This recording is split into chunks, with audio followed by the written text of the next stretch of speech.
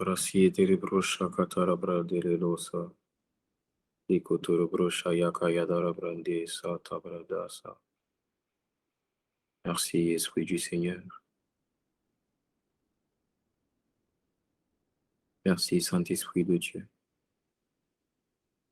pour ta présence, de ce que tu es présent en ce lieu. Et nous voulons expérimenter ta présence, nous avons soif. Et nous allons continuellement avoir soif de toi.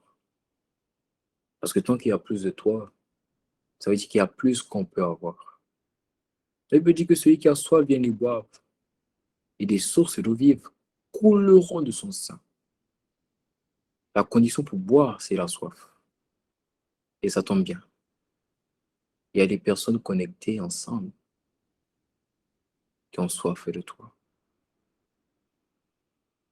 Le surnaturel, c'est le naturel du Dieu Tout-Puissant.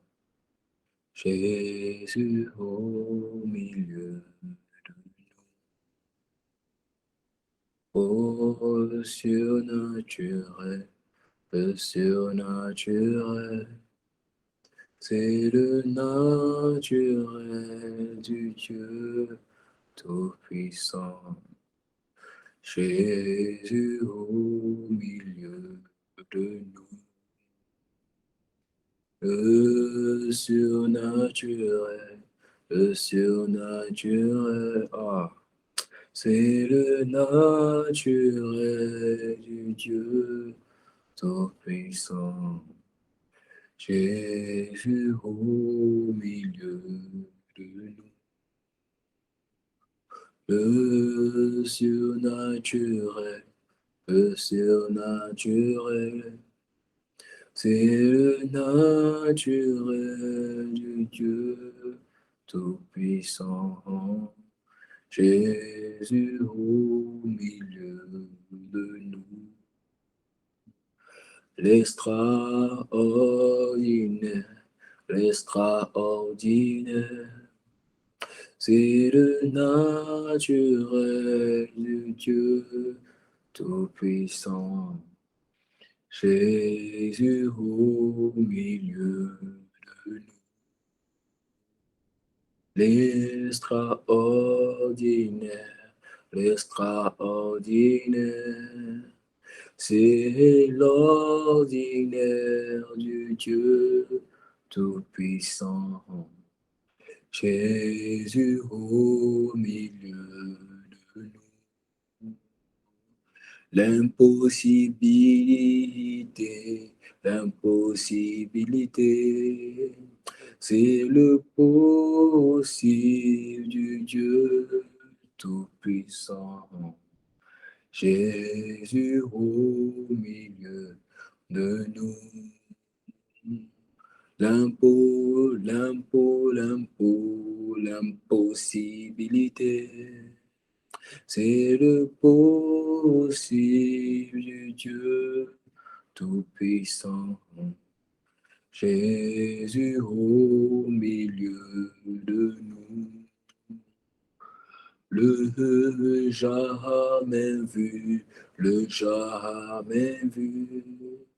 c'est le déjà vu du Dieu Tout-Puissant. Jésus au milieu de nous. J'ai dit le jamais vu, ah, c'est le déjà vu du Dieu Tout-Puissant. Jésus au milieu de nous. Le miracle, c'est le banal du Dieu Tout-Puissant. Jésus au milieu de nous. Le miracle, c'est le banal du Dieu Tout-Puissant. Jésus au milieu de nous. La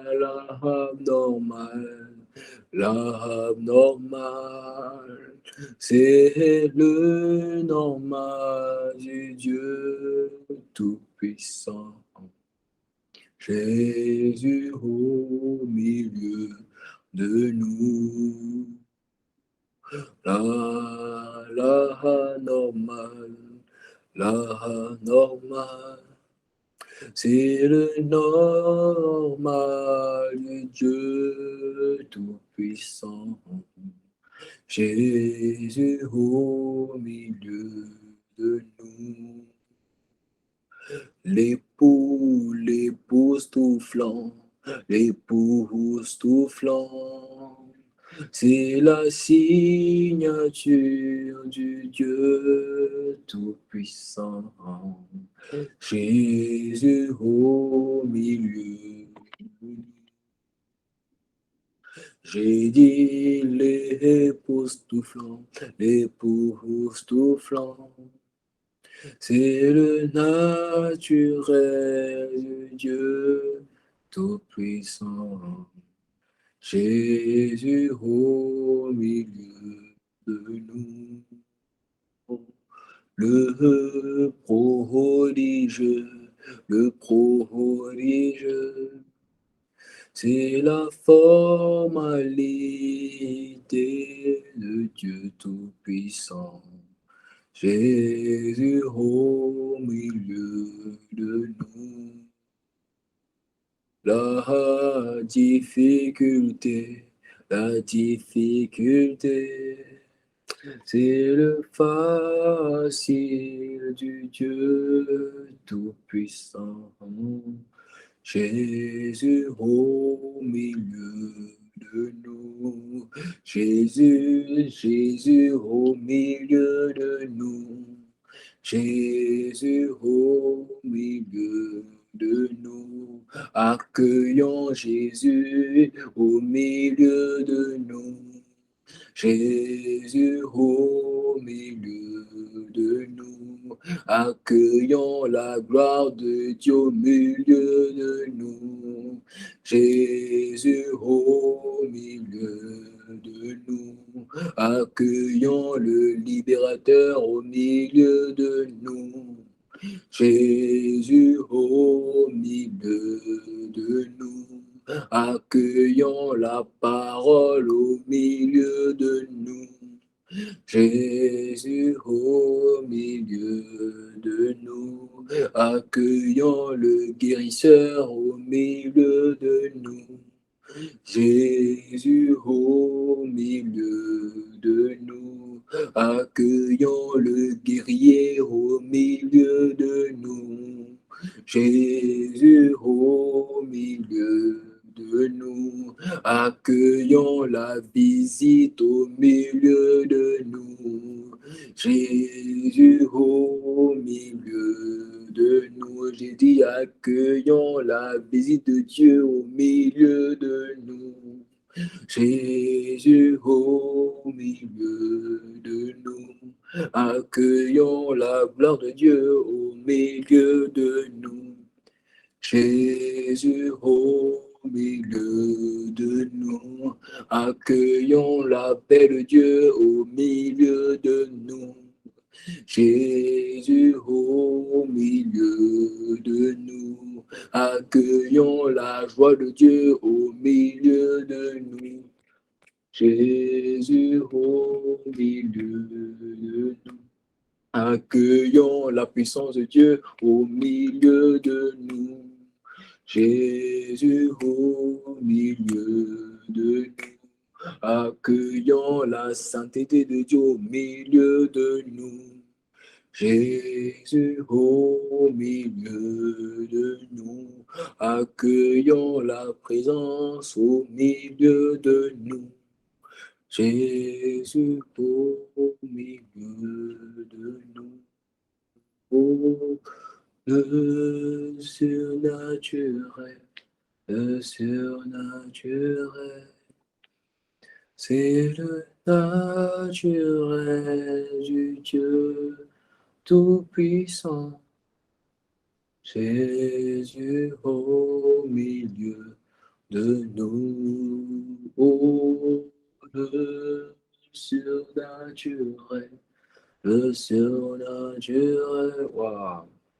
C'est le naturel du Dieu Tout-Puissant. Jésus au milieu de nous. Honneur, louange et gloire à toi, Jésus, dans le siècle présent et dans le siècle à venir. Amen. Amen. Amen, amen, amen, amen. Quelqu'un me dit Amen. Quelqu'un me dit Amen. Amen. Avant tout propos, j'aimerais t'inviter à partager le lien à une personne, à dire à une personne, connecte-toi avec nous. Tu n'as pas le droit de rater aujourd'hui et sûrement le jour de ta délivrance. Alors, ça serait dommage. Ça serait dommage de rater. On va le lien à une personne. C'est ce que je vais faire. Karabradi Kolobrosa. Mambradesa. Votre on va le lien à une personne. Soltobrosa Bradier. Aïe, aïe, aïe, aïe, aïe. On va le lien à une personne. Invitez cette personne à se connecter avec nous.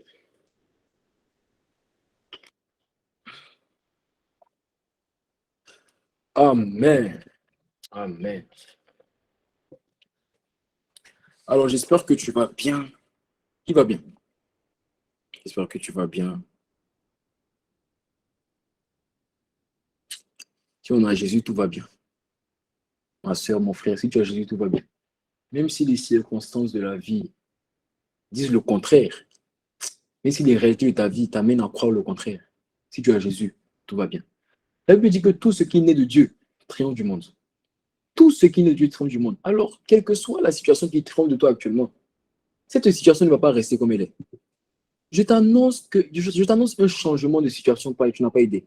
Je t'annonce un retournement de situation que tu n'as pas aidé. Cette situation ne va pas te dominer longtemps. Je dis cette situation ne va pas te dominer longtemps parce que tout ce qui naît de Dieu triomphe du monde. Je te vois triompher cette situation comme Jésus a triomphé sur la mort, sur les blessures, sur le péché, comme il a triomphé sur les dominations, sur les principautés, sur les autorités. Je te vois de la même manière dominer les situations qui dominaient sur toi. Que toute situation qui dominait sur toi soit dépouillée et que tu domines sur elle. Que tu marches sur les scorpions qui te piquaient, que tu marches sur les serpents qui mordaient ta destinée, qui t'empêchaient d'arriver là où Dieu t'attendait. Quelle que soit la réalité de ta vie, ce n'est pas la vérité. Moi, je t'annonce la vérité. La vérité, c'est que je t'annonce un retournement de situation. Que cela soit ton partage dans le nom de Jésus. Amen. Alors, avant toute chose, j'aimerais faire une mention spéciale. Permettez-moi de faire une mention spéciale à celui qui était, qui est et qui revient bientôt. La Bible dit qu'il est le même hier, aujourd'hui, éternellement. Son nom, c'est la parole de Dieu. Il s'appelle Jésus le Christ, Sauveur et Seigneur de l'humanité. Or, il est celui qui est digne d'ouvrir le livre des 7 sceaux. Il est la parole faite chair. Il est la réponse, il est le médicament, il est la solution, il est le remède de Dieu aux problèmes de l'humanité. Lorsque Dieu s'est rendu compte que l'homme était blessé, Dieu n'a pas envoyé un médicament, Dieu n'a pas envoyé le Doliprane, Dieu n'a pas envoyé un héros avec une cape, non, il n'a pas envoyé un militaire avec une épée, il a envoyé un sauveur. Et le sauveur était le symbole de son amour. Voilà pourquoi la Bible dit, il a tant aimé le monde qu'il envoya qui son fils unique. Il a reconnu que son fils unique était la solution aux problèmes de l'humanité. Lorsqu'il voyait la sodomie et l'homosexualité dans Sodome et Gomorrhe, il n'a pas envoyé la guerre, il a envoyé un sauveur. Lorsqu'il a vu l'incrédulité du peuple d'Israël, il a envoyé un sauveur. Et ce sauveur s'appelle Jésus le Christ. C'est lui seul. Il a dit, je suis le chemin, la vérité et la vie. La bonne révélation de ce verset, c'est qu'il n'a pas dit je suis un des chemins. Il y a un seul chemin. Un seul chemin, c'est lui. Mahomet n'est pas un chemin. Bouddha n'est pas un chemin. Confucius n'est pas un chemin. J'ai cherché dans l'histoire pour toi. Et je peux te dire, te confirmer qu'il n'y a rien qui est plus précieux, plus grand que lui. J'ai regardé dans l'histoire, Nebuchadnezzar n'est pas plus grand que Jésus. J'ai regardé dans l'histoire, Alexandre le Grand n'est pas plus grand que Jésus. J'ai regardé dans l'histoire, je peux t'annoncer, je peux te dire que Hitler, je peux te dire que Napoléon n'est pas plus grand que Jésus. Je peux te dire que la reine Élisabeth n'est pas plus grande que Jésus. Mais il y a un, son nom, son nom est éternel. Il s'appelle Jésus le Christ, Sauveur et Seigneur de l'humanité. Et il habite en nous par le Saint-Esprit. Il est le plus grand, il est le plus fort, il est le plus beau de tous les fils des hommes. Il est le plus renommé. Il est celui qui a dit à Paul, il te sera difficile de régimber contre les aiguillons. Mais cette parole n'était pas seulement pour Paul, mais cette parole était aussi pour la science. Cette parole était aussi pour la philosophie. La philosophie et la science ont dit que Jésus n'existe pas. Vous savez, il a dit quoi? Il a dit, il vous sera difficile de régimber contre les aiguillons. 2000 ans après, le voici, on parle encore de lui. Il est encore glorifié. Il guérit encore les malades. Il restaure encore les vies. Il est Dieu au-dessus de toutes choses. Moi, je l'aime. Je suis amoureux de lui. Il est tout pour moi. Et je le vois être tout pour toi. Dans le nom de Jésus. Il est trop bon. Il est trop merveilleux. Il n'a point de limite. Il est long, il est profond, il est haut, il est large. Il est grand, il est vaste. Tu n'as pas idée. Il est puissant, fort dans les combats. Il juge ceux qui te jugent et il combat ceux qui te combattent. Il est trop fort. Il aime. Il aime. Ah, Seigneur, te rendons toute la gloire. Amen. J'aimerais bénir le Seigneur pour ce qu'il a fait pour nous la semaine dernière, pendant les 5 jours de jeûne. Dieu nous a fait du bien. J'aimerais vraiment bénir son nom. J'ai reçu des témoignages, j'ai reçu des témoignages, j'ai reçu des témoignages de guérison, des témoignages de restauration, des témoignages d'impactation. Franchement, il y a une liste de témoignages tellement fort. C'est tellement fort. Des témoignages en qualité. Des témoignages en qualité. Dieu a guéri, mais vraiment. Et moi, je suis là, je me dis, mais au travers d'un écran, Dieu est capable de faire ça. Je vous assure que les 5 jours-là ont augmenté ma foi. Ont augmenté ma foi. Quand je vois une sœur qui me dit que je suis guéri d'une perte de sang, en ligne, ça augmente ma foi. Quand je vois une personne qui me dit que j'étais touché par le Saint-Esprit, j'étais projeté dans ma chambre, ça augmente ma foi. Je me dis, mais s'il est capable de faire ça au travers d'un écran, c'est qu'il n'y a rien qu'il ne peut faire. Ça a augmenté ma foi. Mais ce que Dieu a fait pendant ces 5 jours n'est pas complet. Quelqu'un me dit Amen. Ce que Dieu a fait dans ta vie pendant ces 5 jours n'est pas complet. Il y a plus qu'il est capable de faire. Et la parole qu'il envoie aujourd'hui est pour venir en fait colmater les brèches. La parole qu'il envoie aujourd'hui, c'est parce que Dieu veut faire plus et faire davantage avec toi. Et ça, tu vas le comprendre. Quelqu'un me dit Amen. Alors, j'aimerais commencer mon message aujourd'hui par une histoire. Je peux vous raconter une histoire? Alors là, on est comme dans les familles, dans les réunions de famille, on raconte une histoire. Alors, je vais te raconter une histoire. La vérité, c'est que je raconte très bien les histoires en plus. Aïe, aïe, aïe. Il était une fois, c'est l'histoire en fait de 2 frères. Il y avait un grand frère et il y avait un petit frère. Alors, je vous explique rapidement qui était le grand frère et qui était le petit frère, afin que vous compreniez au mieux cette histoire. Dans cette histoire, le grand frère était celui qui marchait pieusement sur la volonté de Dieu. Il marchait selon les principes de Dieu. Il accomplissait la volonté de Dieu. Il était dans le projet de bonheur que Dieu avait tracé avant la fondation du monde pour lui. Il obéissait au commandement de Dieu. Il faisait tout pour être en accord avec Dieu. Parce qu'il était animé d'une crainte de Dieu. Pas de la peur, mais une crainte de Dieu. Il craignait Dieu. Il voulait faire ce qui est bon, agréable et parfait aux yeux de Dieu. Il vivait pour le plaisir du Père. Naturellement. Depuis sa plus tendre enfance. Depuis sa naissance. Animé de l'esprit, conduit par l'esprit. Il avait une capacité tellement facile à marcher par l'esprit. Et chaque jour, il faisait ce que le Père lui demandait de faire. Quand le Père dit pardonne, il pardonne. Quand le Père dit aime, il aime. Quand le Père dit consacre-toi, il se consacre. Ça, c'était le grand frère. Mais le grand frère, qui était lumière, avait un petit frère que lui était ténèbres. Était totalement l'opposé de qui lui, il était. Le petit frère, lui, les affaires de marcher dans la volonté de Dieu, là, ce n'était pas son problème. Le petit frère n'avait pas la révélation qu'il était le temple du Saint-Esprit. Il se livrait à toutes sortes de péchés. Il accomplissait les désirs de la chair. Il marchait selon la chair. Le vol, les calomnies, les injures, les bouffonneries, les envies, les sectes, les orgueils, l'impudicité, la cupidité, l'orgueil de la vie, la convoitise des yeux, la convoitise de la chair. Le petit frère marchaient selon le péché et vivaient dans le chemin de la mort. Car le salaire du péché, c'est la mort. Et le petit frère, chaque jour, était dans la débauche. Le soir, c'est boîte de nuit. Et un soir, le petit frère quitte la maison. Mais avant de quitter la maison, particulièrement ce soir-là, son grand frère le voit. Et une fois de plus, son grand frère lui dit, petit frère, le temps est arrivé pour toi de te ranger. Il faut que tu te mettes à part. Mets-toi à part. Range ta vie et cherche à marcher selon la volonté de Dieu. Et le petit frère, dans son habitude, lui a dit, grand frère, laisse ça. Ça, c'est pour vous. Nous, on est jeunes. Laisse-moi vivre ma jeunesse. Ce petit frère qui avait en lui une semence de colère et une prison d'amertume et de bagarre, est allé cette nuit en boîte de nuit. Et lorsqu'il allait en boîte de nuit, ivre de vin, d'alcool, a commencé à se bagarrer avec une personne. Et dans le feu de l'action, le petit frère a pris une bouteille, l'a écrasée au sol et a poignardé celui avec qui il se battait. Le sang a tellement coulé que celui avec qui il se battait a perdu la vie. Lorsque les gens de la boîte de nuit se sont rendus compte de ce qui se passait et de la conséquence de cette action, ils ont appelé la police.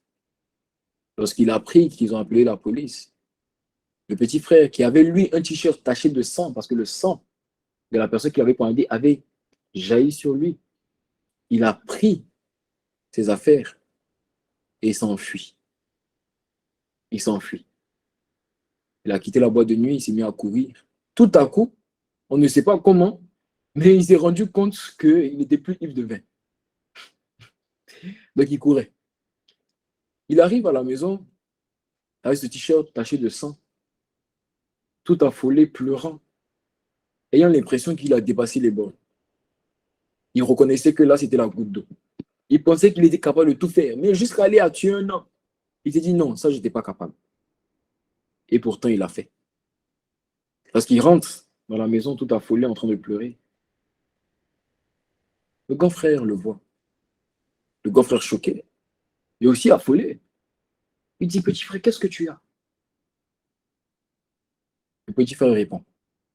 Il dit, tu m'as toujours dit de me calmer. Tu m'as toujours dit de me mettre à part. Tu m'as toujours dit de ranger ma vie. Je ne t'ai jamais écouté. Aujourd'hui, j'ai commis l'irréparable.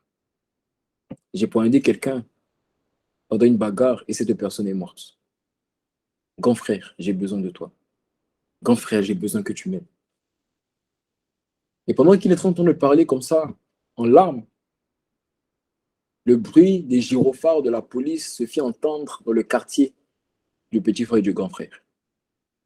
Ils étaient à la porte. Alors le grand frère qui a aussi entendu le bruit des policiers a dit au petit frère, enlève ton habit. N'oubliez pas, l'habit était taché de sang. Et il lui a dit, enlève ton habit et donne-le-moi. Et lorsqu'il a enlevé son habit, il lui a donné. Le grand frère lui aussi a enlevé son habit qui était propre, son habit qui était pur. Et il a donné ça à son petit frère. Et quelque temps après l'arrestation de son grand frère, parce que la police est rentrée et a vu le grand frère avec un habit de sang, lorsque le petit frère est parti rendre visite en prison à son grand frère, le petit frère a réfléchi pendant tout ce laps de temps. Il se demandait, mais pourquoi? Et lorsqu'il est arrivé, il a posé, la première question qu'il a posée à son grand frère, c'est pourquoi tu as fait ça? Et le grand frère lui a dit, moi, je meurs. Je sais où je vais aller. Mais maintenant, en te donnant mon habit et en prenant le tien, j'ai pris ta vie et je t'ai donné mon habit afin que tu vives ma vie. C'est ainsi que Jésus est allé à la croix pour nous. Et il a pris notre habit. Et il nous a donné son habit. À la place de Jésus, à la place du grand frère, si tu étais à la place du grand frère, est-ce que tu n'allais pas vivre au mieux la vie que tu viens de prendre? Si tu étais à la place du petit frère, est-ce que tu n'allais pas tout faire pour honorer la vie qui t'a été donnée parce qu'elle ne t'appartient pas? Est-ce que tu n'allais pas tout faire pour honorer cette vie parce que tu ne la méritais pas? De base, ta vie à toi, elle est en prison. Mais une vie t'a été donnée, la vie du grand frère. Est-ce que tu n'allais pas vivre comme le grand frère? À la croix de Golgotha, Jésus nous a donné son habit et il a pris le nôtre. Et nous avons l'obligation d'honorer l'habit qu'il nous a donné. Nous avons l'obligation de quoi? De vivre la vie qu'il nous a donnée. Cette histoire, qu'est-ce qu'elle veut dire? Ça veut dire que le petit frère, en prenant la vie de son grand frère, n'est pas libre. Il est esclave. Esclave de quoi? Il est esclave de la vie de son grand frère. Lorsqu'il était dans le monde, le petit frère, lorsqu'il avait l'habit taché de sang, il était esclave, lui-même de sa vie. Esclave du péché, esclave de la débauche. Mais à partir du moment où il a pris l'habit de son grand frère, il est devenu esclave de sa vie. Qu'est-ce que ça veut dire? Ça veut dire que même lorsque Dieu t'a libéré du monde, tu n'as pas été libéré pour être quelqu'un sans prison. Ta vie est obligée de manifester une prison. Mais tu es prisonnier de quelle prison? De la mort, c'est-à-dire de ton ancienne vie, ou de la vie que Jésus t'a donnée. Tu dois être esclave de quelqu'un. Mais de qui es-tu esclave? De ton ancienne vie, ou tu es esclave de ta nouvelle vie? De qui es-tu esclave? De qui es-tu esclave? Dans les deux cas, le petit frère devient esclave. Mais il devient esclave de la vie de Jésus. Ce que j'essaie d'expliquer, c'est que la conversion ne veut pas dire marcher comme ça. Non. La conversion veut dire devenir esclave de la vie de Jésus. C'est ça la conversion. Lorsque tu donnes ta vie à Jésus, tu n'es plus esclave de la mort, mais tu deviens esclave de la vie. Et ça, Paul l'avait compris dans Romains 6 au verset 11, lorsqu'il pouvait dire, et je me vois comme mort au péché, mais comme vivant pour Jésus-Christ. Il avait compris que lorsqu'on quitte une prison, c'est pour entrer dans une nouvelle prison. Lorsqu'on sort d'une domination d'esclavage, c'est pour entrer dans une autre domination d'esclavage.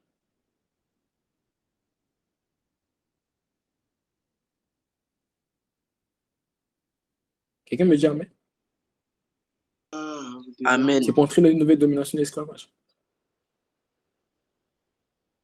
Vous savez, et l'Esprit m'a dit quelque chose. La preuve que tu es esclave, soit de ton ancienne vie, ou que tu es esclave de la vie que Jésus t'a donnée, c'est au travers des prisons qui siègent sur le trône de ton cœur. Ce sont les prisons de ta vie qui expriment tu es esclave à qui? Ce sont les prisons de ta vie qui expriment qui te dirige. Ce sont les prisons de ta vie qui expriment qui a possession de ton cœur. Parce qu'on a dit, tout vient du cœur. Toutes les actions que tu poses viennent du cœur, du mot cardia. Là où est stocké les désirs, les efforts, les envies. On l'a dit. Donc, si tu comprends ça, tu vas comprendre alors que, en fonction des prisons de ta vie, c'est là on sait celui qui te dirige ou qui a possession de ton cœur. C'est là on sait. Ton cœur est un trône. Et tu as remarqué, tu as un cœur. Mais toi, tu as deux cœurs. Et tu as deux cœurs, on nous dit. Tu as un cœur. Et ce cœur-là est comme un trône. Mais on sait qu'il est assis sur le trône de ton cœur en fonction des prisons que tu as dans ta vie. Lorsque tu as des prisons de péché, lorsque tu as des prisons de blessures émotionnelles, lorsque tu as des prisons de maladies, de mauvaises habitudes, sache que on sait que tu es dirigé, non pas par la nouvelle vie que Jésus t'a donnée, mais par l'ancienne vie. Autrement dit, tu es prisonnier, mais pas de la vie, mais tu es prisonnier de la mort. Est-ce que je parle à quelqu'un? Mais lorsque les prisons de ton cœur, c'est la sainteté, ce sont les fruits de l'esprit, c'est la vie divine au travers de la guérison, ce sont les bonnes habitudes, là, on sait que tu as pris l'habit du grand frère. Là, on sait que tu vis la vie du grand frère. Mon message n'est pas venu culpabiliser quelqu'un, loin de là. Mon message n'est pas venu te dire que morfonds-toi sur les prisons que tu vois aujourd'hui. Non. Mon message n'est pas venu t'amener à te plaindre de la réalité. Non. Mon message, aujourd'hui, tu vas voir, est venu t'amener à manifester au mieux la vie qui t'a été donnée. Au travers des prisons de ta vie, on sait qui dirige ta vie. Au travers des prisons de ta vie, on sait qui a possession de ton cœur. Au travers des prisons de ta vie, on sait qui est assis sur le trône de ta vie. Mais je t'annonce que là où c'était le diable qui était assis, il va se lever. En fait, tu sais, il y a une dimension où Dieu te fait entrer, où il y aura un feu qui sera sur le trône de ton cœur, au point où quand le diable s'assoit, ses fesses le brûlent tellement qu'il est obligé de se lever pour fuir. Il va dégager. La dimension dans laquelle Dieu t'a fait entrer, il ne peut pas rester. Un feu. Quand il s'assoit comme ça, c'est un feu. Un feu qui le brûle. Il est obligé de partir. Il y a une dimension, vous savez, il y a une dimension où les gens ne peuvent pas cohabiter avec toi. Est-ce que tu sais ça? Il y a une dimension où les gens ne peuvent pas cohabiter avec toi. Ils attendent que tu partes. Je recevais le témoignage, j'avais même pas envie d'en parler. Je savais que l'esprit allait me conduire à parler de ça. Je savais. Je n'avais pas envie d'en parler. Je savais. Je recevais le témoignage d'une personne qui m'est proche, qui a reçu une vision. Je ne sais pas si elle priait, non, elle m'a dit qu'elle ne priait pas. Et pendant la vision, il y a une personne qui souhaite faire du mal à quelqu'un de ma famille. Ok? Il y a une personne qui souhaite faire du mal à quelqu'un de ma famille. Et dans la vision, regardez ce qui se passe dans la vision. Elle dit que pendant qu'elle reçoit la vision, dans la vision, c'est une personne, un proche de la personne qui souhaite faire du mal à une personne de ma famille, qui dit, attends d'abord. Attends, quand Joël va partir, tu vas faire le mal que tu veux faire. Pour l'instant, il est là. Donc ne fais pas de mal. Que cette dimension soit relâchée. Je dis que tu sois reconnu dans le spirituel. Que à cause de ta présence, ceux qui veulent faire du mal disent non, on ne peut pas pour l'instant. Ici, là, c'est protégé. Il y a un bouclier, on ne peut pas. Il y a une onction particulière. Il y a une présence qui fait qu'on ne peut pas faire du mal. Mais en réalité, la personne a agi en folie, avec un manque de sagesse. Parce que même si je ne suis pas là physiquement, comme Paul, je peux dire, même si je suis absent de corps, je suis présent d'esprit. Que cette grâce soit relâchée sur toi. Je dis que cette grâce soit relâchée sur toi. Que cette grâce soit relâchée sur toi. Je te vois opérer plus que moi. Je te vois opérer à une dimension plus que moi. Je dis, je te vois opérer à une dimension plus que moi. Moi, mon but, pour ceux qui me connaissent, mon but à moi personnellement, c'est juste d'atteindre une dimension que tu n'as jamais atteinte, premièrement, afin d'être le premier. Et après moi, tu vas passer. Parce que j'ai compris une chose que l'Esprit m'a montré. L'Esprit m'a montré que dans la vie, là, il faut que quelqu'un paye le prix. Jésus a payé le prix. Il est mort à la croix et il nous a fait asseoir avec lui. Donc lui, il a payé le prix de la douleur. Toi, tu l'as accepté par la foi et tu es assis avec lui. Il faut que quelqu'un paye le prix d'une dimension de profondeur. Moi, je décide de payer, j'accepte de payer le prix. Je vais payer le prix pour toi. Mais quand je finis de payer le prix, tu n'as pas le droit de rester là où tu es. Voilà pourquoi ne méprise pas le prix que je paye. Voilà pourquoi ne foule pas au pied le prix que je paye pour toi. Le prix que je paye pour toi, c'est pour que tu me dépasses. Moi, je paye le prix. Toi, tu crois, tu viens écouter la parole, tu reçois, tu me dépasses. Moi, je suis content. Moi, je paye le prix seulement. Moi, c'est tout ce que je veux. Je veux être le premier à entrer dans une dimension de profondeur, d'auteur, de largeur et de longueur, afin que toi aussi, tu sois le deuxième, c'est vrai, mais pas le dernier. Deuxième, mais tu fais plus que moi là-bas. Pourquoi? Parce que moi, j'ai commencé, mais tu vas continuer. Lorsque Élie était le premier à ressusciter les morts, mais Élie n'a même pas la révélation qu'il y a un qui allait venir, qui allait s'appeler, il allait dire, je suis la résurrection et la vie, quiconque croit en moi vivra quand bien même il sera mort. Or, Élie est le premier qui a ressuscité les morts, mais il y a un qui vient après lui, qui est celui-même qui a été ressuscité et qui pouvait dire, au dernier jour, je ressusciterai les morts. Et pourtant, c'est lui qui a été le premier à ressusciter les morts. Où est-ce qu'il a vu ça? C'est le premier. Où est-ce qu'il a vu la résurrection des morts? Nulle part. Mais comment a-t-il fait? Il a cru que Dieu était capable de le faire entrer dans une dimension jamais expérimentée. Mais ce n'est pas celui qui a opéré le plus dans cette dimension. Celui qui a opéré le plus dans cette dimension, c'est Jésus-Christ. Parce que Jésus-Christ, ce n'est pas un homme qui l'a ressuscité. C'est lui-même qui a été ressuscité. Comment? Par son propre esprit. Et il y a une dimension plus que ça. Et la dimension, c'est la dimension où il a été lui-même ressuscité. Mais la dimension qu'on appelle la dimension de la résurrection des morts, là, c'est quand lui-même, il va dire par une parole que tous les morts de Adam à Ève soient ressuscités par une parole. Tous les morts sont ressuscités. Alors, Élie était le premier, mais Élie n'est pas celui qui a opéré le mieux dans la résurrection des morts. Élie, c'était le premier, mais ce n'est pas celui qui a le plus opéré. Après lui, il y a eu Élisée. Élisée était le deuxième, mais a opéré plus dans la résurrection des morts que Élie. Tu sais comment?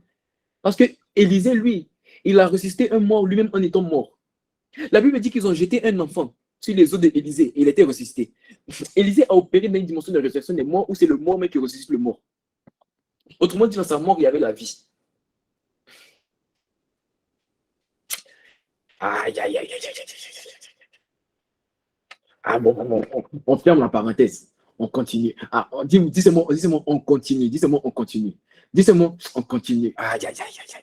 Ah, que Dieu te fasse rentrer dans une dimension plus que moi. Que Dieu te fasse rentrer dans une dimension plus que moi. Ah, monte, monte, monte. Monte. Faut pas me regarder, toi. Monte, monte, monte, monte. Aïe, aïe, aïe, aïe, aïe, aïe. Oh Seigneur, merci pour ta grâce. Étant donné que ton cœur n'a qu'un trône, étant donné que ton cœur n'a qu'un trône, ça veut dire une seule personne qui peut diriger. Alors, si tu as la révélation qu'une seule personne peut diriger, tu comprends alors que lorsque le Seigneur a annoncé, parce qu'il a dit le temps du divorce perpétuel avec les prisons est arrivé. Ça veut dire que quand Dieu dit que le temps du divorce perpétuel avec les prisons est arrivé, vu que dans ton cœur, il y a une seule place, ça veut dire que Dieu annonce non seulement un divorce, mais il annonce aussi un mariage. Est-ce que tu comprends ça? S'il dit que le temps du divorce perpétuel avec les prisons est arrivé, mais si tu as divorcé avec les prisons du diable et qu'il y a une place, ça veut dire que le diable est parti. Mais cette place, à qui doit la prendre? C'est Jésus qui doit la prendre. Autrement dit, lorsque Dieu dit que le temps du divorce perpétuel avec les prisons est arrivé, Dieu aussi en train de dire que le mariage avec Dieu est arrivé. Je vois une épouse de Christ. Moi, je n'ai pas honte de dire que je suis une épouse. Je suis une épouse. Je suis l'épouse de Christ. Je te vois, tu entres dans la dimension de l'épouse. Sans tache ni ride. La dimension de l'église victorieuse. Celle qui marche conformément à la parole de Dieu, celle qui voit Christ être pleinement formé en elle. Rentre dans cette dimension dans le nom de Jésus. Rentre dans cette dimension dans le nom de Jésus. Lorsque Dieu annonce un divorce perpétuel avec les prisons, il annonce en même temps un mariage avec lui. Vous savez, Dieu a annoncé, il a dit le temps du divorce perpétuel avec les prisons est arrivé. Mais comment se fait-il que malgré cette parole aussi puissante, dans la vie de beaucoup d'entre nous, cette parole ne s'est pas pleinement manifestée. Cette parole n'est pas devenue pleinement esprit et vie. Comment se fait-il? Et c'est dans ce sens-là que Dieu m'a parlé. Comment se fait-il? Pour la plupart d'entre nous, on a vu cette parole commencer à se manifester. N'est-ce pas? N'est-ce pas que beaucoup d'entre nous, on a déjà commencé à avoir des divorces perpétuels avec des prisons. Mais il y a des situations dans lesquelles on s'attendait à Dieu, on n'a pas encore vu la manifestation du divorce. En ce qui concerne la musique mondaine que tu as arrêté d'écouter, tu ne t'attendais pas réellement à Dieu, mais tu as arrêté d'écouter. Tu as vu un divorce perpétuel avec cette prison. Mais en ce qui concerne la débauche, l'impudicité, le vol, tu n'arrives pas. Qu'est-ce qui se passe? Est-ce que c'est la parole qui n'est pas puissante? Non, ce n'est pas ça. Parce que si la parole n'était pas puissante, cette parole n'allait pas se manifester. Mais elle se manifeste dans la vie de beaucoup. Voilà pourquoi j'ai reçu des témoignages de délivrance, des témoignages de délivrance de peur, des témoignages de guérison. Donc, ce n'est pas que la parole n'est pas puissante. Dieu a annoncé, il a dit le temps du divorce perpétuel avec l'épouse est arrivé. Ce n'est pas que la parole n'est pas puissante, ce n'est pas ça. Mais comment se fait-il? Est-ce que c'est le messager qui n'est pas puissant? Oui, moi personnellement, je ne suis pas puissant. Mais le message que je transporte fait de moi quelqu'un de puissant. Autrement dit, la puissance, ce n'est pas la puissance du messager qui fait que la parole s'accomplit. C'est le message. Et la Bible dit que Dieu ne renvoie pas la parole à sa bouche sans qu'elle accomplisse ce pourquoi la parole a été relâchée. Voilà pourquoi cette parole est encore en l'air. Et voilà pourquoi le message que Dieu me donne aujourd'hui vient pour faire quoi? Pour te permettre de manifester pleinement cette parole. Parce que Dieu n'a pas envie que tu vives cette parole à moitié.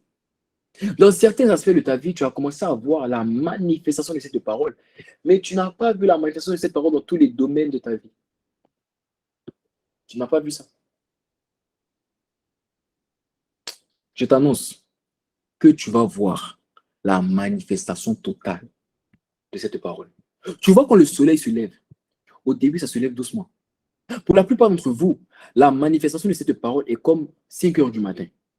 Un peu seulement. 6 heures du matin. Mais je te vois avant la fin de 2022.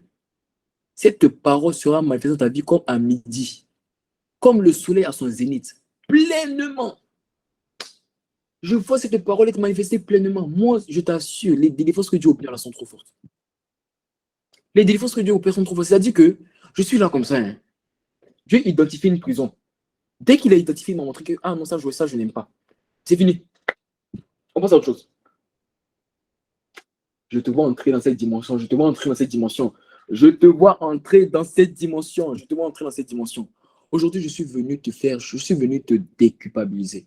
Parce qu'il y a une personne qui se dit, mais pourquoi dans certains aspects de ma vie, ça se manifeste, mais pourquoi pas dans d'autres? Est-ce que c'est la parole qui n'est pas puissante? Mais la preuve que la parole est puissante, c'est que c'est déjà manifesté dans plusieurs aspects. Elle va se manifester dans les autres. Elle va se manifester dans les autres. Mais l'Esprit m'a dit quelque chose. L'Esprit m'a dit que cette parole ne s'est pas pleinement manifestée dans nos vies. Pourquoi?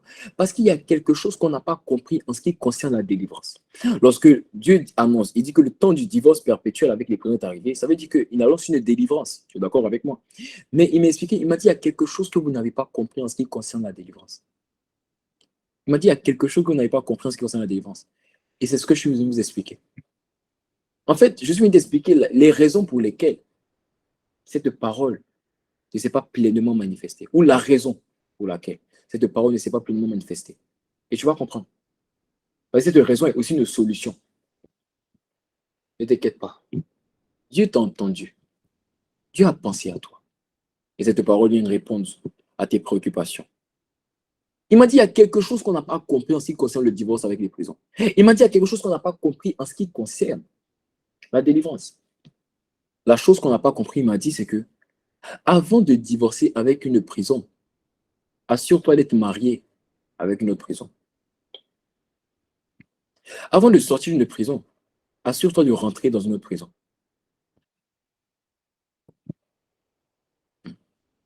Avant d'être séparé d'une prison, assure-toi de s'associer à une autre prison.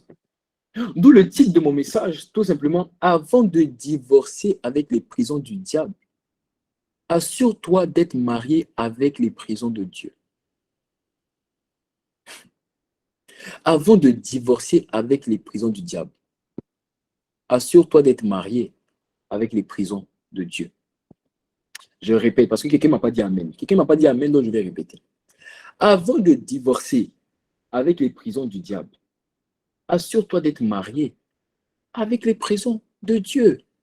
Voilà, ça je préfère. Je préfère ces Amen-là. Voilà, quand même. Dieu envoie une parole, tu ne me dis pas Amen. Quand la parole vient, on dit ainsi soit-il. Amen. Ça veut dire ainsi soit-il. La parole a besoin de ta réponse. Quelqu'un me dit Amen encore. Avant de divorcer avec les prisons du diable, assure-toi d'être marié avec les prisons de Dieu. Vous savez, la sagesse d'un homme, lorsqu'on dit qu'un homme est sage, un homme sage, c'est celui qui, avant de démissionner de son travail, s'est assuré d'avoir été embauché dans une autre entreprise. Quelqu'un qui est sage, il ne quitte pas son job tant qu'il n'a pas été accepté dans une autre entreprise. C'est une personne insensée, idiote. Un idiot, c'est la vérité. C'est une personne qui est idiot, qui quitte son travail alors qu'il entretient la semaine prochaine. Donc toi, parce que tu entretiens la semaine prochaine et que tu penses que tu connais, vu que tu connais le président des ressources humaines, le directeur des ressources humaines, comme c'est un bon ami de la famille, toi, tu quittes ton job parce que tu as trop l'assurance que tu seras pris. Oh, on ne t'a pas appelé pour être appelé pour faire l'entretien. Pour ça, tu quittes ton job. Tu es un idiot. Et Dieu dit que tu es un idiot. Oui. Moi, c'est comme ça qu'il m'a parlé. C'est noté, hein. C'est noté. C'est comme ça qu'il m'a parlé. Il m'a dit, la personne, c'est une personne insensée. Une personne idiote. Tu quittes ton travail, mais tu n'as pas l'assurance d'être pris ailleurs. Tu es idiot. Tu viens de faire preuve de grande folie. Tu as besoin que Dieu te guérisse. Ça, c'est une maladie. C'est une maladie. Salomon en parle. Il dit la folie est une maladie. Tu es malade. Une personne sage, avant de quitter son job, elle s'assure qu'elle a fait son premier jour de travail. C'est pas quand tu as signé le contrat, hein. Non, c'est quand tu as fait ton premier jour de travail.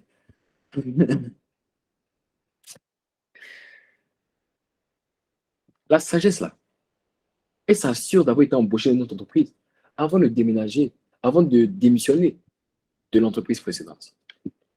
C'est ainsi, Dieu veut obligatoirement que tu te maries avec lui avant de divorcer avec les prisons du diable. C'est ça la sagesse de Dieu. Et je vais te montrer deux raisons. Pourquoi obligatoirement Dieu veut forcément que tu te maries d'abord avec lui avant de divorcer.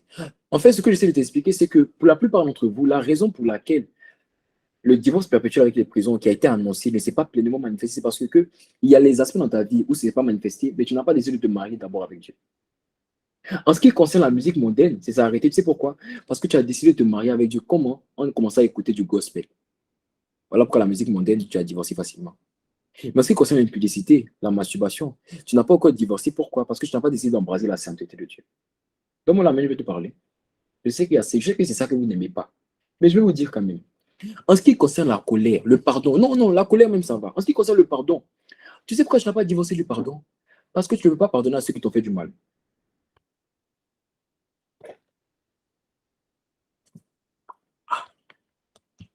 Makatara brashayata. Lebrosukete lebrosha.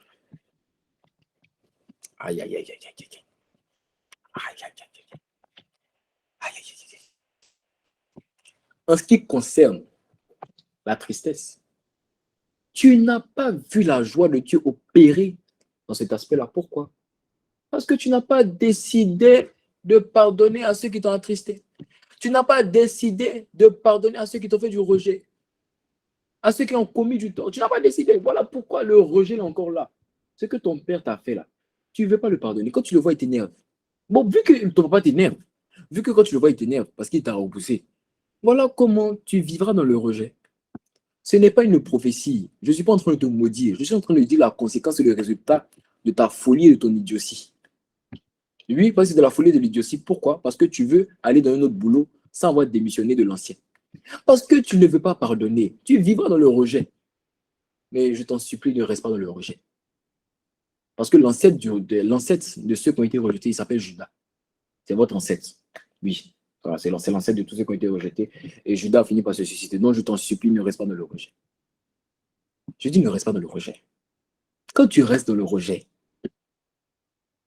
tu ne pourras jamais. Le rejet, là, ça détruit la vie des gens. Hein. Vous savez, je parlais de ça, je ne sais pas c'est quand je parlais de ça. Je parlais de ça avec mon cousin. Le rejet, ça va t'amener à sortir des grâces que Dieu veut te donner. Tu vas sortir des grâces que Dieu veut te donner très facilement. Aussi facilement. Le rejet, je t'en supplie. Quand Dieu t'a placé sous l'autorité d'une personne, fais tout ton possible pour ne pas laisser le rejet rentrer. Parce que si le rejet rentre, tu vas couper les grâces qui t'ont été données. C'est lorsque Judas s'est senti rejeté, parce que Jésus lui a dit, l'argent du parfum, là, ça fait quoi? Vous avez tous les jours les pauvres avec vous. Mais vous n'avez pas toujours moi avec vous. Laissez-la. Ce qu'elle est en train de faire, là, elle le fait pour ma sépulture. Judas s'est senti rejeté. Quand il a fait ça, il s'est coupé de quoi? De toutes les grâces qu'il pouvait recevoir. Judas était censé faire partie de ceux qui allaient recevoir la Pentecôte. Judas devait guérir les malades. Judas devait prêcher. Judas devait aller jusqu'aux extrémités de la terre. Il allait jusqu'aux extrémités du suicide à cause du rejet. Le rejet, c'est ce qui va te faire couper des grâces. À cause de quoi? De ton estime. À cause de ton estime, tu vas te couper des grâces que Dieu a placées dans ta vie. Le rejet. Voilà pourquoi le rejet est encore là. Parce que tu n'as pas envie de divorcer avec ça. Tu veux te marier à la joie de Dieu. Tu veux te marier à l'amour de Dieu. Tu veux te marier au pardon, mais tu veux pas, On ferme la parenthèse. On continue. On ferme la parenthèse, on continue. Aïe, aïe, aïe, aïe. Dieu veut obligatoirement que tu te maries avec lui avant de divorcer avec les prisons. Et il m'a montré deux raisons. La première des raisons, c'est qu'il m'a dit chaque divorce avec une prison du diable qui vient sans un mariage avec une prison de Dieu, ce n'est pas un divorce, c'est une pause.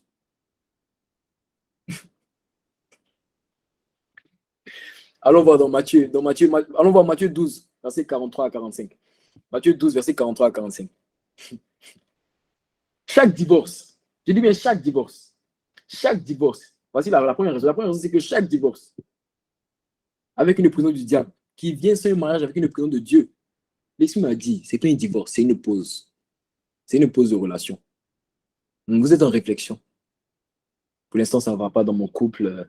Moi, tu sais, le rejet, ça ne va pas actuellement. Tu sais, moi, la colère, ça ne va pas actuellement. Donc, bon, là, je suis en train de réfléchir. Tu sais, moi, l'impudicité, bon, ça va pas actuellement dans mon couple, là on discute, tu vois, là on prend notre temps, mais t'inquiète, t'inquiète, bientôt, bientôt, bientôt. Il m'a dit à chaque fois que tu divorces, avec une prison du diable, sans te marier avec une prison de Dieu, tu n'es pas en train de divorcer véritablement, tu es en train de faire une pause. Regardez le verset. La Bible dit, lorsque l'esprit impur est sorti, donc il s'agit ici de la délivrance, il va par des lieux arides cherchant du repos, il n'en trouve point. Alors il dit, je retournerai dans ma maison d'où je suis sorti, et quand il arrive, il la trouve vide, balayée, ornée. Ça veut dire quoi? Il la trouve sans démon parce que le démon a été chassé, il la trouve balayée parce que tout ce que le démon a laissé, ça a été enlevé, il la trouve ornée. Ça veut dire on a dégagé tout ce que le démon avait établi. Il s'en va, et il prend avec lui 7 autres démons, plus méchants, il y a d'autres versions qui disent plus forts, 7 autres démons, le signe de la perfection. Pour dire que quand la relation va recommencer, elle sera parfaite. N'aie jamais une relation parfaite avec le diable. Je dis n'aie jamais une relation parfaite avec les démons. Ah, il prend avec lui 7 autres démons plus méchants que lui. Il entre dans la maison. Et s'ils établissent, et la dernière condition de cet homme est pire que la première. Alors laisse-moi montrer quelque chose. Le si établisse m'a choqué. Vous savez pourquoi le si établisse m'a choqué? Parce que quand il dit si établisse, ça veut dire qu'ils viennent s'asseoir. Ils viennent s'établir. Ils ne viennent plus bouger. Là, ils sont venus. Là, c'est jusqu'à ce que la mort vous sépare. On ne fait pas la mort. Parce que si tu es marié avec le diable, il faut savoir qu'il n'y a pas de mort. C'est l'enfer. Donc, il n'y a pas de mort qui va vous séparer. Que cela ne soit pas ton cas. Aujourd'hui, moi, je suis venu parler la vérité. Je suis venu te dire la vérité. Aujourd'hui, je ne suis pas venu mâcher mes mots. Selon ce que l'Esprit me conduit de dire, je vais dire, ça te plaît, ça ne te plaît pas. Ce n'est pas le cas de mon problème. Je m'en fous. Moi, je suis venu pour que ta vie change. Si tu veux que ta vie change, tu as la bonne fréquence. Si tu en as marre de mes vérités, toi, déconnecte-toi. Mais en tout cas, ta vie va changer. Je vais te parler avec, tu veux ou tu veux pas, tu vas m'écouter. Et même si tu te déconnectes maintenant, tu vas regarder ça sur YouTube. Et je ne vais pas te demander de regarder, mais toi-même, laisse-moi te conduire à regarder. Parce que tant que tu ne vas pas regarder, tu ne pourras pas dormir. Ta vie va changer. Je dis, ce rejet-là va dégager. Cette culpabilité-là va dégager. Cette impudicité va dégager. Tu ne resteras pas là où tu es, que tu le veux, que tu ne veux pas. Moi, je m'en fous. C'est là ce que j'entends, je vais parler. Et tu vas rester pour m'écouter. Et même si je dois rester dans ce ministère pendant des années, chaque jour que moi je vais parler, toi, tu seras connecté pour entendre. C'est pas Amen, c'est pas Amen. Moi, j'ai déjà relâché. La parole a déjà été relâchée. Quand ils s'établissent, ça veut dire qu'ils viennent s'asseoir. Ils viennent établir leur règne. Mais laisse-moi montrer quelque chose alors. Laisse-moi dire quelque chose qui m'a choqué. Laisse-moi dire quelque chose qui m'a choqué. Vous savez quoi qui m'a choqué? Laisse-moi dire, quand tu divorces avec une prison du diable, sans te marier avec une prison de Dieu, c'est une pause. Mais cette pause qu'elle va recommencer, ça ne sera plus un simple mariage, ça sera un mariage forcé. Ça sera un mariage forcé. Ça serait un mariage forcé. Pourquoi un mariage forcé? Parce que c'est parce que les démons là t'ont donné l'occasion de divorcer que tu as divorcé. Quand ils vont revenir, ils vont plus te donner l'occasion de divorcer. Voilà pourquoi lorsque tu divorces, empresse-toi de te marier avec Dieu. Autrement dit, cherche à te marier avec Dieu avant de divorcer même. Peut-être que tu ne comprends pas bien, je vais mieux t'expliquer. Je vais mieux t'expliquer. Regarde, je pense que parmi nous ici, une ou deux fois, on a tous commis l'erreur dans notre jeunesse de se mettre en couple. On était jeunes, n'est-ce pas? Alléluia. Moi, je connaissais ça comme une erreur. Souvent, quand tu as 15 ans, de te mettre en couple, c'est une erreur. Quand tu as 17 ans, te mettre en couple, c'est une erreur. Franchement, je n'ai pas encore aller à l'école, je n'ai pas. Arrête. Franchement, arrêtez de me dire non, mais on commence quelque part. Tu commences quoi? Est-ce que tu connais Dieu d'abord? Est-ce que Jésus est ton époux d'abord? Donc, il y a des choses, il faut arrêter. Il y a un temps pour toi. Hein? Il y a un temps pour toi. Alléluia. Donc, franchement, pour moi, c'est une erreur. Mais on a tous commis cette erreur-là une fois. Alors, voyez ce que laisse-moi expliquer. Pour ceux qui ont déjà été en couple et qui ont déjà eu des moments de pause, laisse-moi expliquer quelque chose. Quand tu te mets en couple et il y a un moment de pause entre la personne avec qui tu es en couple, l'esprit m'a dit que le temps qui est en couple là, ça sert à faire quoi? Ça sert à ce que les gens se réparent, afin que lorsqu'ils vont se remettre, c'est pour le mieux, n'est-ce pas? C'est pour que ça ne se gâte plus. Le temps de pause est un temps de réflexion, afin que lorsqu'on se remet ensemble, c'est pour faire quoi? C'est pour que ça dure. C'est pour que les choses qui étaient cassées soient réparées, n'est-ce pas? L'esprit m'a dit que lorsque tu divorces une prison du diable, sans te marier avec une prison de Dieu, c'est une pause. C'est pourquoi c'est une pause. Parce que lorsque ça va recommencer, c'est pour le mieux. C'est pour le mieux. Donc c'est une pause, mais pour le mieux. Tu as compris maintenant? Voilà pourquoi tu n'as pas l'autre choix que de te marier avec Dieu avant de divorcer. Que de te marier avec Dieu avant de divorcer. Voilà pourquoi, pour ceux qui me connaissent, moi je ne prie pas comme ça. Hein. Quand tu viens me demander, il faut prier pour moi, il y a tel démon. Et moi, pour ceux qui me connaissent, moi, je ne pas comme ça. Hein. Je vais d'abord t'envoyer un lien de message. Va écouter. Si tu as écouté, je te dis, quand tu finis d'écouter, tu reviens. Et quand je fais ça, la plupart des personnes ne reviennent pas. Parce que vous ne voulez pas la parole. Vous voulez la prière. Donc moi, je suis là, vous pensez que moi, je suis là juste pour prier. Il ne s'agit pas de prier. Quand on finit de prier, là, le démon va dans les lieux arides. Là où Dieu les a placés. Quand ils se sont révoltés contre Dieu, quand ils se sont rebellés, Dieu a créé ce qu'on appelle les lieux arides. Et les a placés là-bas. Et Dieu a commencé un manque de repos pour eux à partir de ce moment-là dans les lieux arides. Mais lorsque ils ont donné, je vous explique un peu la révélation, lorsque l'homme a donné le pouvoir aux démons, au travers du péché d'Adam et Ève, ils ont commencé à habiter non plus dans les lieux arides, mais ils ont commencé à habiter dans l'homme. Et dans l'homme, ils ont trouvé un repos. Pourquoi? Parce que même si Dieu avait quitté l'homme, même si Dieu avait quitté la présence, même si Dieu avait quitté la communion, Dieu, ayant créé l'homme à son image, à sa ressemblance, avait aussi donné le repos à l'homme. Donc les démons trouvent un repos en l'homme. Pourquoi? Parce que l'homme a été créé à l'image et à la ressemblance de Dieu. Donc eux, ils habitent dans les lieux arides. Mais ils sont reposés lorsqu'ils sont dans l'homme. Pourquoi? Parce que l'homme a le repos de Dieu en lui, même quand il n'a pas accepté Jésus, parce qu'il a été créé à l'image et à la ressemblance de Dieu.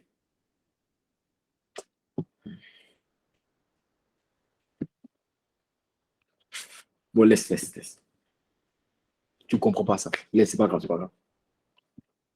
Et que me dit amen? Alors tu vas comprendre ça. C'est pour ça que moi, je ne prie pas.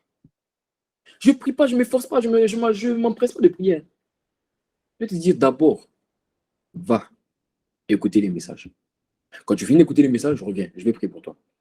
La plupart des personnes ne reviennent pas. Non, c'est trop long, c'est trop long. Ce péché qui est là depuis des années, cette maladie qui est là depuis des années, va écouter 1 heure de message seulement, c'est trop long. Ok. Les mains de Pilate, les mains de Ponce Pilate, j'ai lavé les mains de Pilate. Comme Pilate, je m'en lave les mains. Alléluia. On continue. On continue. Ça, c'est la première des raisons. La deuxième des raisons, et on atterrit, je finis par ça. La deuxième des raisons, c'est que Dieu possède la capacité que tu ne possèdes pas. Dieu veut obligatoirement que tu te maries à lui avant de divorcer des prisons. Pourquoi? Parce que Dieu possède la capacité de divorcer que toi, tu ne possèdes pas. Dieu possède la capacité de divorcer que toi, tu ne possèdes pas. Je vais t'expliquer. C'est Dieu en toi qui chasse le diable. Ce n'est pas toi qui chasses le diable et qui fait entrer Dieu dans ta vie.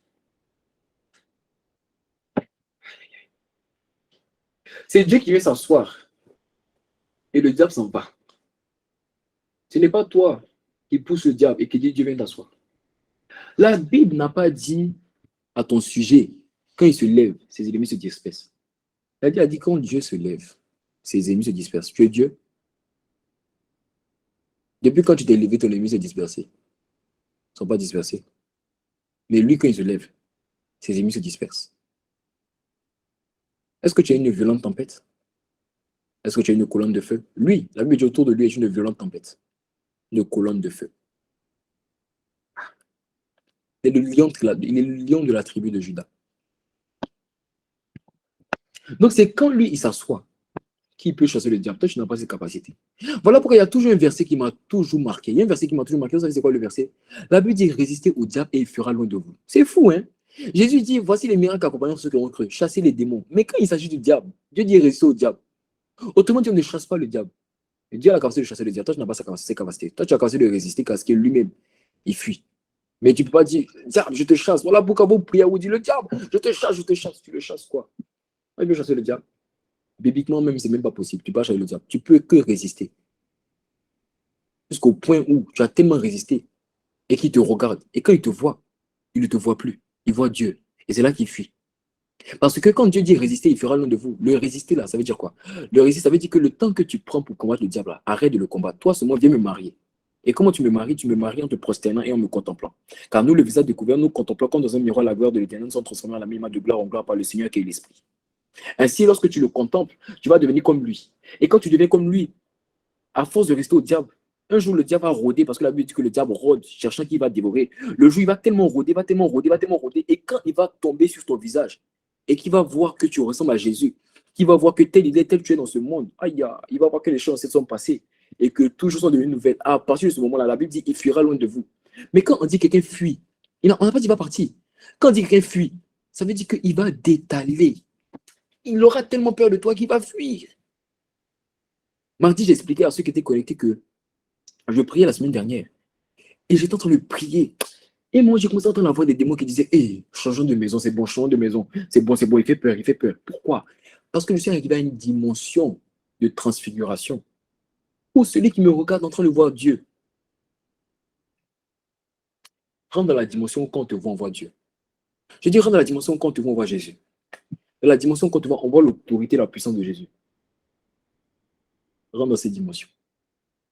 Ce n'est pas du blasphème, c'est la révélation de la parole. Il a dit ceux qui croiront en moi feront les œuvres que j'ai faites et feront des plus grandes. C'est du blasphème? Non, c'est pas du blasphème. La Bible dit vous êtes des dieux, car vous êtes fils du Très-Haut. Est-ce que c'est du blasphème? C'est pas du blasphème. Pas du blasphème. Celui qui me voit a vu le Père. Jésus a dit ça concernant le Père. Et moi aussi, je dis concernant Jésus. Celui qui me voit a vu Jésus. Lui, celui qui l'a vu a vu le Père, parce qu'il avait été venu, il avait été envoyé par le Père. Moi, Jésus, c'est Jésus qui m'a envoyé. Non, celui qui me voit a vu Jésus. Que lorsqu'on te voit, on voit Jésus. Je dis qu'on te voit, qu'on voit Jésus. Et qu'elle me dit, mais quand on te voit, qu'on voit Jésus. Dieu a une capacité que toi, tu ne possèdes pas. Et c'est de ça que la Bible parlait dans Marc 5. Regardez dans Marc 5, du verset 6 à 8. Regardez dans Marc 5, du verset 6 à 8, il y a quelque chose qui m'a marqué. La Bible dit, ayant vu Jésus de loin, il a couru se prosterner devant lui. Et c'est qu'il d'une voix forte, qu'y a-t-il moi et toi, Jésus, fils du Très-Haut? Je t'en conjure au nom de Dieu, ne me tourmente pas, car Jésus lui disait, sors de cet homme, esprit impur. Donc Jésus était en train de délivrer le démon de Gadara. Et regardez, il y a quelque chose qui m'a marqué. Vous savez pourquoi Jésus a délivré le démon de Gadara? Vous savez pourquoi? Au-delà de tout ce qu'on a dit qu'il criait, mais il y a quelque chose qui particulièrement qui a accéléré le processus. En fait, je suis venu t'expliquer en fait ce que le démoniaque a fait, qui a accéléré le processus. Je vais mieux t'expliquer la semaine prochaine. Mais il y a quelque chose qu'il a fait qui a accéléré le processus. Tu sais, pour accélérer la parole que Dieu a dit lorsqu'il a dit le divorce perpétuel avec l'épouse est arrivé, Dieu veut que ça se manifeste. Mais regardez ce que le démoniaque a fait. Il s'est marié avec Dieu avant de divorcer. Et dans ce verset, comment il s'est marié? La Bible dit, ayant vu Jésus de loin, il a couru et se prosterna devant lui. Dans ce monde entier, c'est lorsqu'il y a un mariage, lorsque un homme veut marier une femme, que lui, il se prosterne, il met un genou à terre et il demande la main de la femme. Dans le royaume de Dieu, vous mariez l'époux, qui est Jésus-Christ, c'est nous on se prosterne. C'est nous on se prosterne et on dit, je t'en supplie, je me livre à toi. Je me livre totalement. Oh, je me livre totalement. Ah, tu peux m'utiliser. Je me livre totalement entre tes mains, tel un sacrifice vivant. Je me livre totalement comme culte.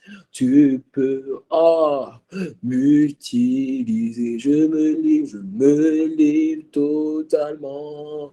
Fais de ma vie ce que tu veux. Je me livre totalement car tu peux et tu vas m'utiliser. Je me livre totalement, corps, âme, esprit, rêve, aspiration, destinée, je me livre totalement. Tu peux m'utiliser. Et ça, le démoniaque avait compris ça. Voilà pourquoi il s'est prosterné. En fait, Jésus l'a délivré quand il s'est prosterné. Pourquoi? Parce que lorsqu'il s'est prosterné, il venait de se marier avec lui. À l'instant où il s'est prosterné, le mariage venait d'être scellé. Tu sais comment se marier avec Dieu? Tu sais comment se marier avec Dieu? On se prosterne, on se livre. Et lorsque tu vas te marier avec lui, il va manifester pleinement le divorce. Dans le nom de Jésus. Amen.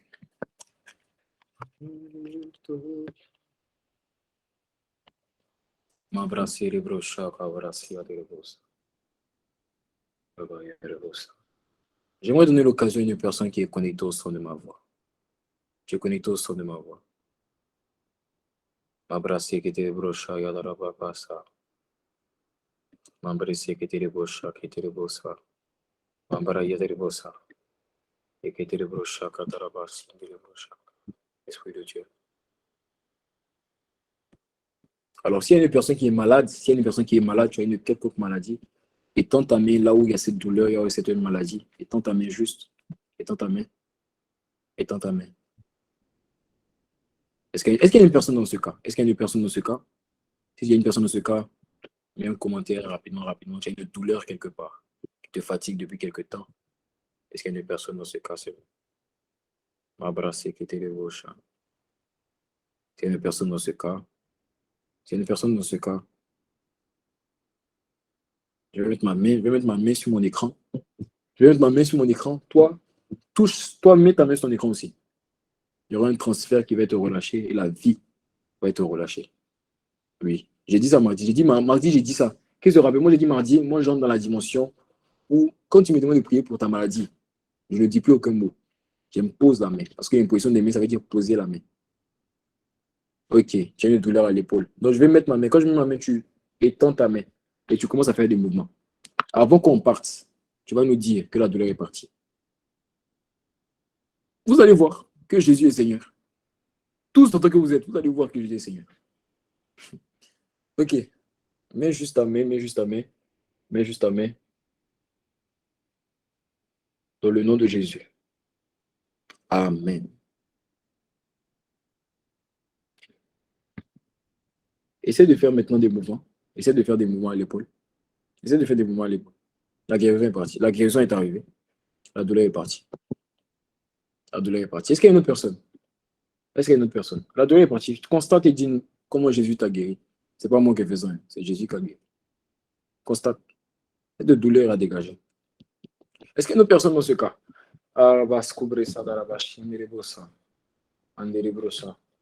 Je prie pour quiconque passé par des moments compliqués, que la main de Dieu vienne te restaurer, vienne guérir ton cœur brisé. Dans le nom de Jésus. Cette douleur est partie. Constate, fais des mouvements à l'épaule. Tu vois, la douleur est partie. Quiconque avec le cœur brisé, que Dieu restaure ton cœur. Quiconque était fatigué, que Dieu te restaure dans tes forces. Amen.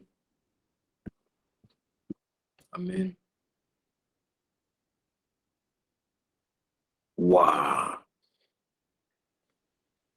La douleur part totalement. Fais les mouvements encore, dis-nous. Tu ne ressens plus rien. Plus rien. Fais les mouvements encore. Plus rien. Dis-nous. Plus rien. C'est fini. Dis-nous. C'est Jésus qui a fait ça. Vous avez vu comment Jésus est fort. Acclame-le. Honneur, louange et gloire à toi, Seigneur Jésus. Waouh. Est-ce qu'il y a une douleur encore, ma soeur? Est-ce qu'il y a une douleur encore?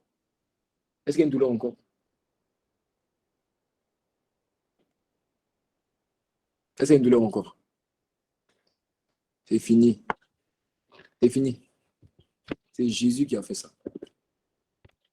Que cette grâce soit relâchée sur toi. Que la main de Dieu soit sur vous. On a la semaine prochaine. J'espère que vous passez des très belles vacances, passez des bonnes vacances. Reposez-vous, mais surtout, en ce qui concerne la marche avec Dieu, il n'y a pas de repos, il n'y a pas de vacances. Continuez à chercher Dieu. Continuez à vous réveiller pour prier. Continuez à lire votre Bible. Et que Dieu vous bénisse abondamment. Que la main de Dieu soit sur vous. Je vous aime de l'amour du Seigneur et je ne veux rien d'autre en chacun d'entre vous que Christ soit pleinement formé et que vous me dépassiez. Dépassez-moi. Je vous en supplie. Ne soyez pas inférieur à moi. Dépassez. Montez. Dépassez-moi. Que Dieu vous bénisse abondamment. Peace.